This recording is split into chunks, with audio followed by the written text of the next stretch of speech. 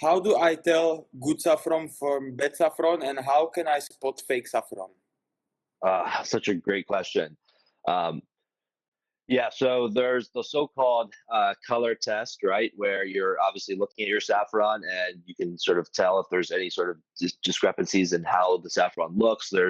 You can feel the saffron, and if you actually rub it in your hands, you should see that the saffron provides a nice pure. When I say pure, I mean it's just very nice yellow color. If there's any sort of spottiness to it, substances that look like they shouldn't be there, like let's say there's some sort of grainy, material that ends up on your hands.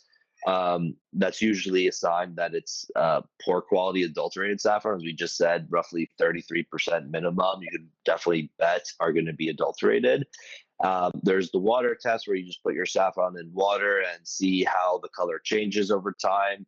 If it's a very rapid, like, you put it in there and it immediately turns red or something, or a different color, it's generally going to mean that there is some sort of synthetic dye added to it. It should be a low but robust yellow that if you leave it over time and even shake it or add other things like, some sort of acidic compound to it, these things will increase the amount of crocin that is extracted, and therefore it will turn from yellow to orange to red with time and different extraction processes, different solvents in this case.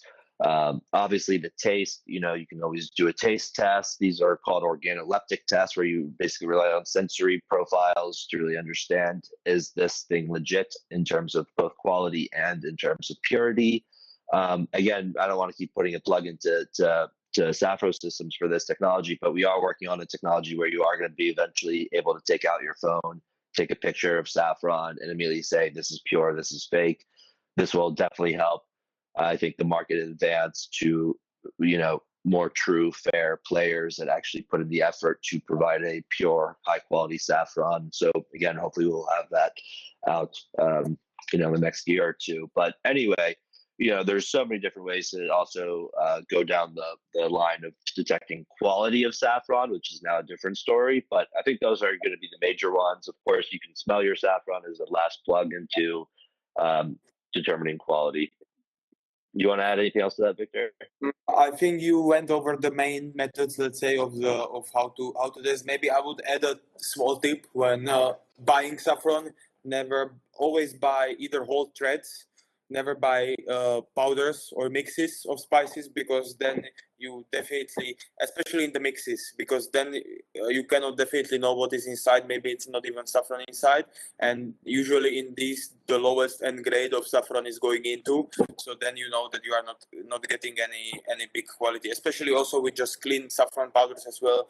Our tip is always buy threads if you want, and if you need powder, then just make the powder yourself in a way from the thread, so you know that it's the saffron that you saw. So always buy threads if possible. I think this way then using the test that you mentioned, I think for us, especially if you are home or you are working with saffron, the water test is one that you can do very easily, and you will see based on the developments. I know there are YouTube videos as well which showcase how to tell as well. But of course, in our course as well, we provide some insights into this as well.